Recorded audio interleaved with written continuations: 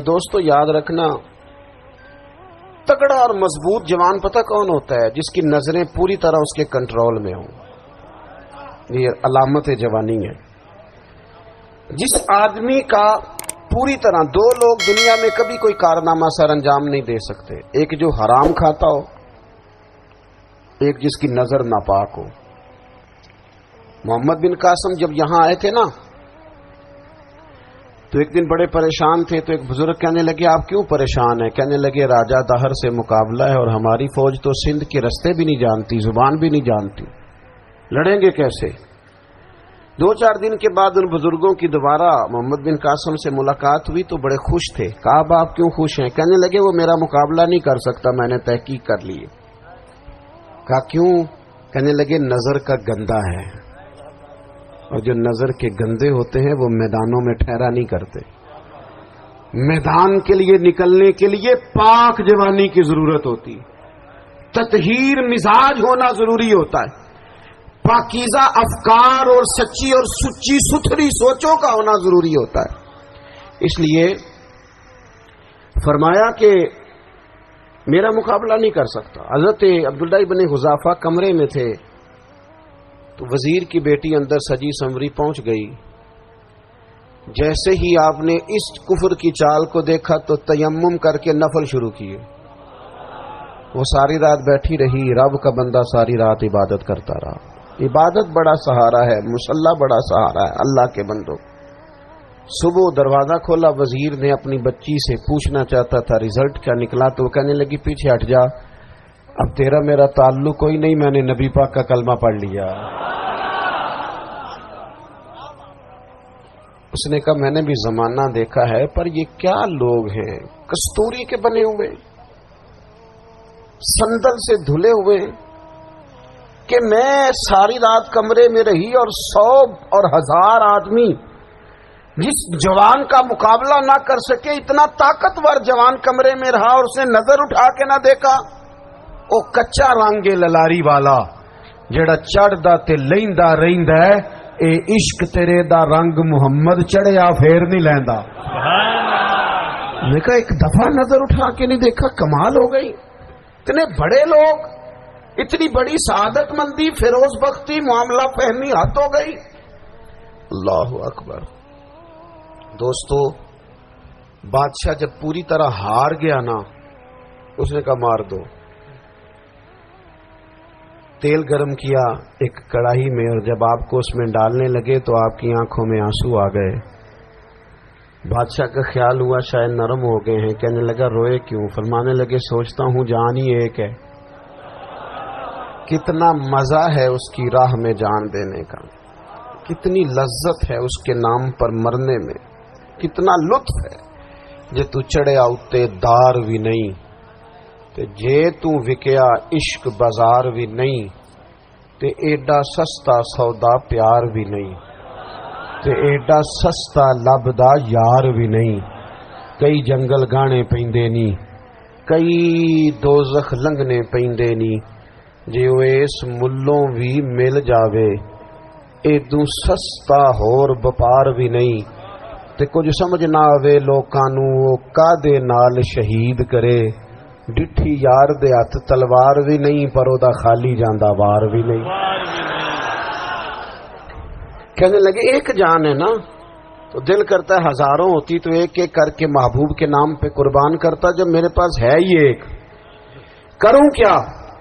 حضرت عبداللہ ابن حذافہ رضی اللہ تعالیٰ عنہ جب روئے اور بادشاہ نے یہ بات سنی تو بادشاہ اٹھ کے کھڑا ہو گیا. سارے وزیروں مشیروں کو کہنے لگا تم نے کہا تھا نا بندہ ضائع کرنے والا نہیں، یہ بھی ضائع کرنے والا نہیں. کہنے لگا میرا ماتھا چومو، تم جیسے لوگوں کو قتل نہیں کرنا چاہیے، آزاد کرنا چاہیے. عزیز اپنی زندگی سے نا یہ بہت زیادہ ہرس، ہوس، طمع، اور یہ کسی بات کی بھی ہو، ہرس صرف پیسوں کی نہیں ہوتی ہے، شہرت کی بھی ہوتی ہے. یہ بیماری انسان کو اقتدار کی بھی ہوتی ہے، تعریف کی بھی بیماری ہوتی ہے. یہ سارے نقص ہوتے ہیں لوگوں کو، اور معاذ اللہ بعض جبوں کبوں کے اندر بھی ہوتے ہیں، وہاں بھی پنپتے. اپنی زندگی جب تک اس سادگی میں نہیں لاؤ گے جو رسول پاک نے عطا فرمائی ہے، جب لوگ آسانیوں میں پوری طرح الجھ گئے تو پھر وہ دور ہوئے اور کفر چڑھ گیا۔ دوسری بات، اللہ کے محبوب صلی اللہ تعالی علیہ وسلم کی محبت ہم سے تقاضا کرتی ہے کہ ہم اس مشن کے لیے کام کریں جس مشن کے لیے رسول پاک نے کام فرمایا ہے۔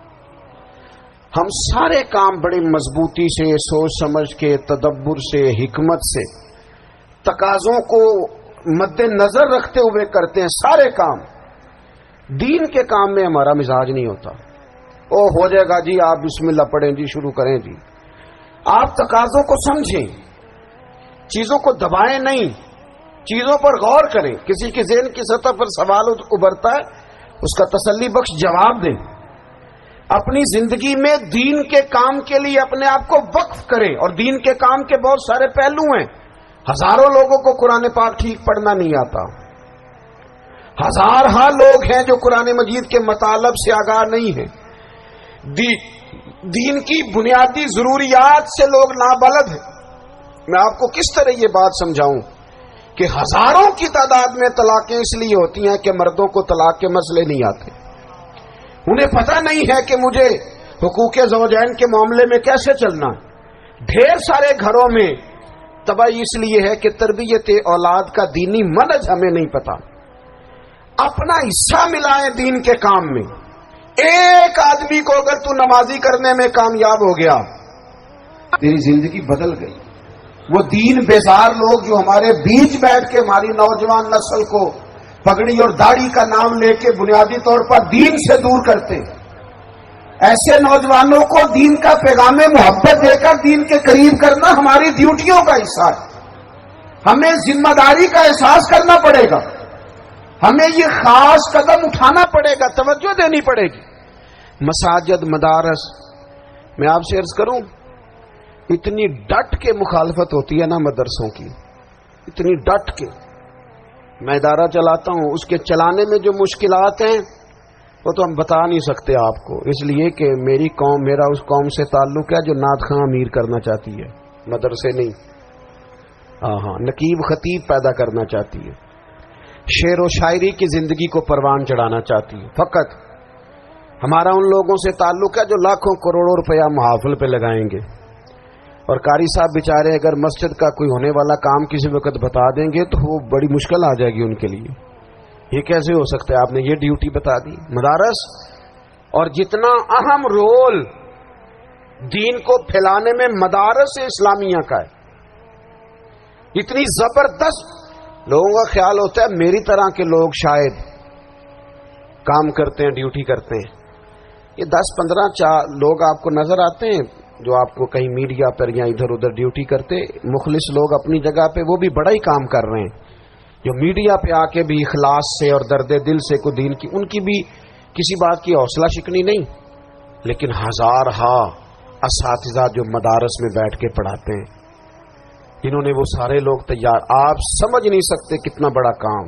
حفظ کا استاد جو ہوتا ہے نا، اس کی ڈیوٹی 24 گھنٹے ہوتی ہے فجر سے پہلے، اور اس نے بچوں کو اٹھانا۔ تنخواہ تو ہم انہیں دینا نہیں نہ چاہتے جی، تنخواہ نہیں دی انہوں نے، ہمیں مولوی امیر نہ ہو جانا، مولوی نو تے سوٹ بھی 27ویں والی رات دے ہے تاکہ کدھر سوان کے عید والے دن پا نہ لوے، کیونکہ 27ویں تو بعد تے درزی پھڑتا ہی کوئی نہیں، کیوں حضرت ایسا ہی ہے نا، اس وقت تو نہیں نہ لیتا، تو ہم چاہتے ہیں مولوی ہماری مرضی کے ہماری طرح کا سوٹ نہ پہن لے۔ مدارس کی مضبوطی، آپ یہ دیکھ لیں، یہ صلاح الدین ایوبی کا تعلق بھلا کس چیز سے تھا؟